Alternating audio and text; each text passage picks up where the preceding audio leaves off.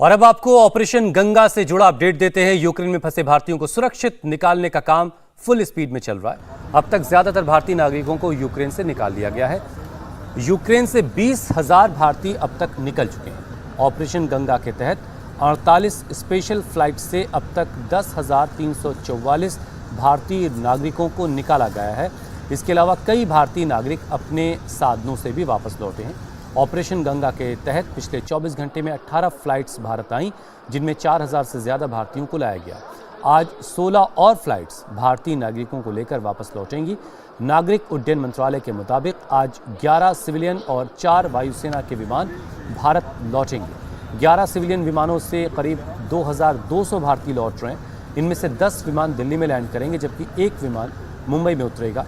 आपको बता दें कि यूक्रेन में फंसे भारतीयों को यूक्रेन के पड़ोसी देश रोमानिया, हंगरी, पोलैंड और स्लोवाकिया के रास्ते से भारत लाया जा रहा है।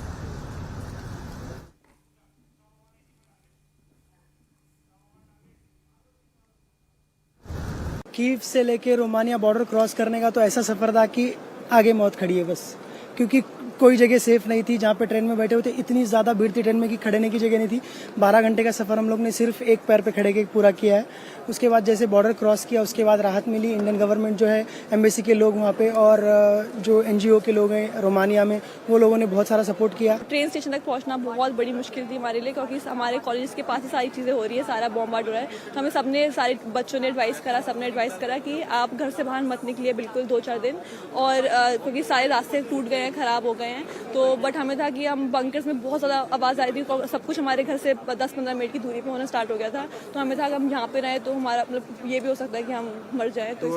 तो हमें था कि कुछ करते हुए हमारे से अच्छा कुछ अपनी कोशिश करें, निकल जाए। हम इंडियंस को, सारे बच्चों को रोक रहे हैं, क्योंकि वो चाहते हैं यूक्रेनियंस कि हम पहले निकल जाएं। जब तक इंडियंस वहाँ पे रहेंगे तब तक यूक्रेनियंस सेफ रहेंगे। तो वो चाहते थे कि इंडियंस वहाँ पे रहे। तो फिर हमारे कोई और यूक्रेनियन दोस्त थे, उन लोगों ने बोला कि एक काम करो, आप इंडियन फ्लैग हटा दो और सारे पर्दे लगा दो और सर अपने नीचे कर लो और आप बॉर्डर क्रॉस कर पाओगे। अगर सबको लगेगा आप यूक्रेनियंस हो, तो ऐसा हमने करा, तो हमें बॉर्डर क्रॉस कर पाए। नहीं तो वहाँ पे बच्चे 5-5 दिन से अटके हुए। उसके बाद हम जब रोमानियन एयरपोर्ट पे पहुंच गए, उसके बाद हमें सारा बहुत अच्छा इंडियन गवर्नमेंट के साइड से हमें हेल्प मिली, लेकिन उससे पहले सब कुछ हम सब ने खुद करा है। बॉर्डर पे कहीं ना कहीं हम लोग अपने आप के लिए भी लड़ रहे थे कि किस तरह से हम लोग बॉर्डर पार करें।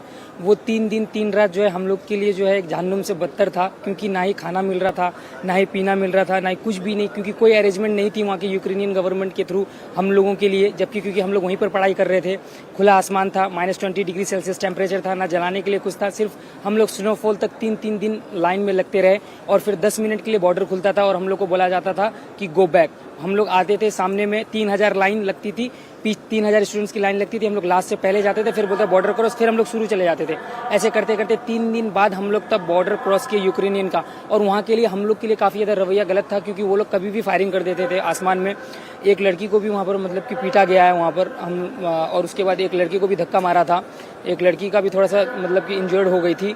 हम लोग वहाँ पर जो है, ना ही वहाँ पर कोई मेडिकल टीम थी, ना कुछ थी। घर से निकलकर आप ट्रेन स्टेशन तक जाओ, वो भी बड़ा टास्क था, क्योंकि लोग कह रहे थे सड़कें टूटी हुई हैं, तो हम पैदल निकले।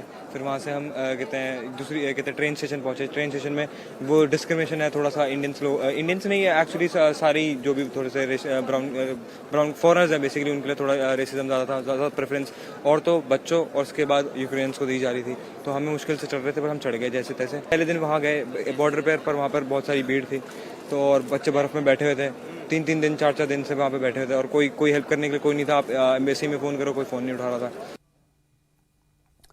प्रधानमंत्री मोदी खुद ऑपरेशन गंगा को मॉनिटर कर रहे हैं। वो लगातार ऑपरेशन से जुड़े अधिकारियों और मंत्रियों के कांटेक्ट में हैं। पीएम ने यूक्रेन में फंसे भारतीय नागरिकों और उनके परिवारों को भरोसा दिया कि एक-एक भारतीय नागरिक को वापस लाया जाएगा। अभी यूक्रेन की स्थिति सारी दुनिया देख रही है। युद्ध में फंसे अपने एक नागरिक को, हमारे विद्यार्थियों को वापस लाने के लिए भारत दिन रात जुटा हुआ है। ऑपरेशन गंगा चलाकर हम हजारों बच्चों को यूक्रेन से सुरक्षित ला चुके हैं।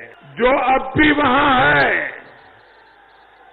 उन्हें लाने के लिए लगातार भारत के हवाई जहाज वहां से उड़ान भर रहे हैं। जिस अभियान के साथ मां गंगा का नाम जुड़ा है, मुझे विश्वास है वो अभियान सफल होके ही रहेगा।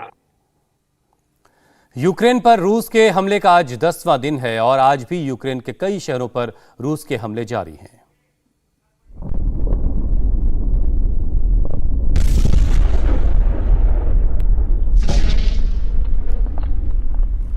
आज 10वां दिन है। यूक्रेन के एक और एटमी प्लांट पर यूएस की तरफ से बताया कि हमले की कोशिश होगी। 10वें दिन भी रूस के यूक्रेन के शहरों पर हमले लगातार जारी हैं। कीव, मारियुपोल में रूसी सेना ने रात भर हमला किया है। यूक्रेन के एक और एटमी प्लांट पर कब्जे की कोशिश हो सकती है, ये दावा यूएस की तरफ से किया जा रहा है। यूएन में अमेरिका के राजदूत ने का सनसनीखेज दावा। दक्षिणी यूक्रेन के माइकोलोव ओब्लास्ट में ज़ेलेंस्की ने यूक्रेन से भागने का आरोप खारिज किया। उन्होंने एक वीडियो जारी करके कहा है कि वो यूक्रेन में ही है। और नेटो ने रूस के लिए एयर स्पेस बंद करने से